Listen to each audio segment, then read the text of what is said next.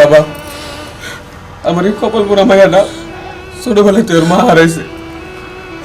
আমিও মায়ের আদর বাবার আদর দুজনের আদর দিয়ে ওরে মানুষ করছি। ওরে তুমি কষ্ট দিও না বাবা। বাবা, আপনি কোনো চিন্তা করবেন না।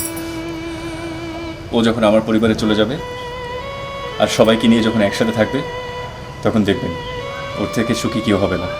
বাবা, বাবা তোমাকে একলা রেখে আমি কোথাও যাবো না বাবা।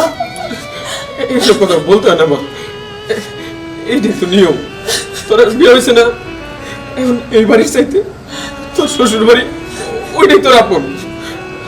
বাবা, আমি আমার মায়েরটা তোমার হাতে তুলে দিলাম। ঠিক আছে বাবা, আপনি কোনো চিন্তা করেন না। আসি আমরা। আচ্ছা।